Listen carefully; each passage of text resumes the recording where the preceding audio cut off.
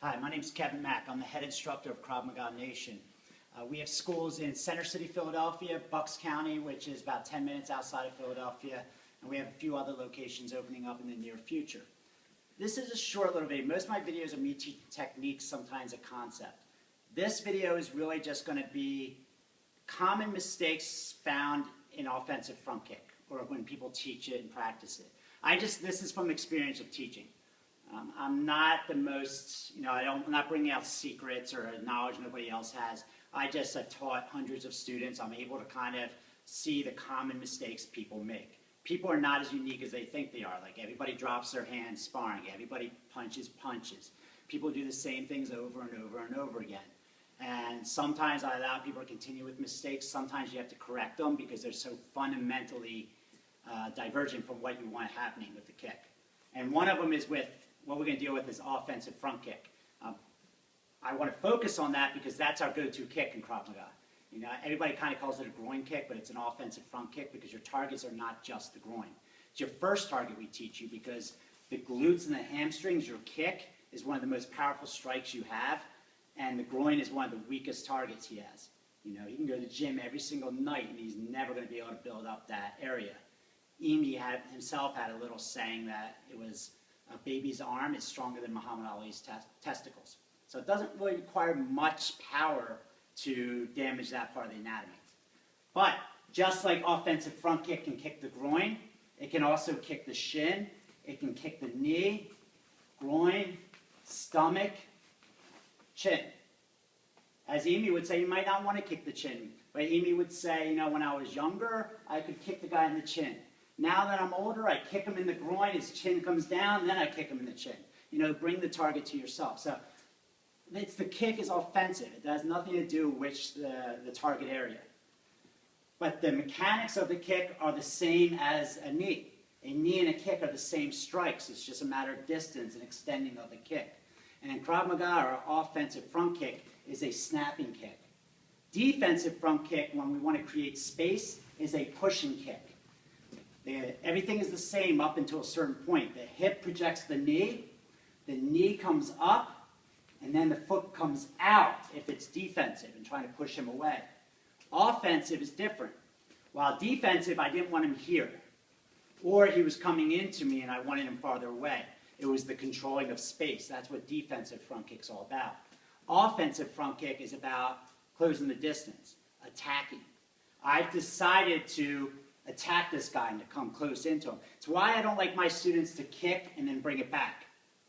And I don't like that for two reasons. One, students tend to start to kick and bring it back so fast that they're not putting their hip into the kick. They're doing this because they want to get their kick back really quick.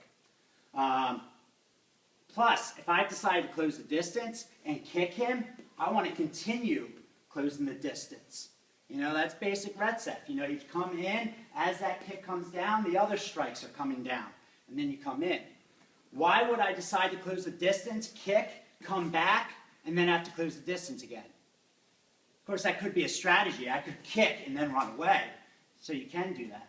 But anytime you decide to attack and to continue attacking, as my instructor would say, when do you stop attacking? Never. Not till the guy's down on the ground and the fight is taken out of him. So if you decide to kick, you land forward and you continue coming. Plus, it teaches my students to project that hip. If you're landing forward, that foot's coming down. So the hip is projecting and the kick's coming out. So the hip projects the knee, and the knee is loose, and the foot comes out and attacks. You're hitting with the ball of your foot, or the tip of your shoe, or your lower part of your shin, depending on the distance. We don't like to kick with the top of our foot. The most fragile bones in the human body are on the top of the foot. If I hit something wrong, I damage my foot, I can't use my foot. So from this distance, I kick with the ball of my foot at close range with my shin. I don't even need to look. The anatomy is designed to be almost like a runway. I just bring the kick up and it goes straight to the target. But my knee comes out and I snap. But one of the common mistakes, and I see this all the time, is that if the knee passes the target, the kick gets ruined. The kick is powerful because the hip is coming out and projecting the knee, and then the foot's coming out and it's hitting the target. As soon as that knee passes the groin, it becomes powered only by the hinge of the knee, the snap. So you're losing all that hip power and that momentum.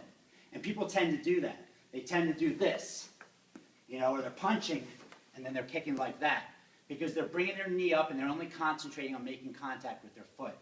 Your knee should never pass your toes with offensive front kick. Even when I'm bringing it up, it should be here. So whatever you're going to kick, if you are kicking the groin, your foot, your knee should stop right before the groin, right before it meets the groin. Then the foot comes up.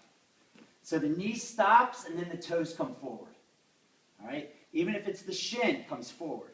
If it's the midsection, if it's the chin, the toes come forward. So the hip projects it and it snaps. Pad. So I'm here. There's a big difference between this and that. I can't get any power doing that, but I can get a lot of power doing that.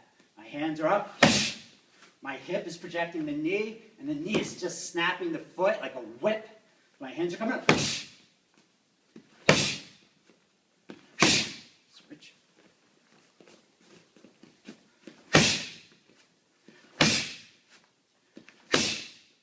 Not. All right? So those are common mistakes. Your power is generated by the hip. The hip is throwing the knee forward. The knee stops right before the target, and then the toes come past it. That's where the power of the kick comes from. You do not bring your knee up and turn it into a hinged elbow kick or a knee kick. So this isn't powerful at all. This is powerful. Staying on the balls of your base leg so that rotates out slightly. You don't really have to base or rotate out on that foot as much as you should concentrate on just staying loose on the ball of your foot. If you throw this kick powerful enough, the foot moves. All right? I don't want the disconnect. I don't want you thinking head, base leg, kicking leg. 1, 2, 3. I want 1, 2. 1, 2. But if this is staying loose enough, the foot comes. And then the continuing attacks happen. All right? It's common mistakes. Bringing the foot back too quick and not getting the extension of the hip. Bringing the knee past the target so that your kick is weakened and it turns only into like a hinged knee kick. Landing with the wrong part of the foot. You can gain so much more power if you just bring that in. Keeping your hand up, extending, whether it's low, medium, or high. That's your Krav Maga offensive front kick. A lot more you can do with that. Those are the common mistakes. Those are the things you should avoid. If I watch Krav Maga videos on YouTube tonight, I can probably see this 1,000 students doing that. All right? So try to avoid that. Keep your knee, stop your knee right before you reach the target. Keep your toes above your knee. Project that hip. Land forward. Load your body for other attacks. My name is Kevin Mack. If you have any questions, you can answer.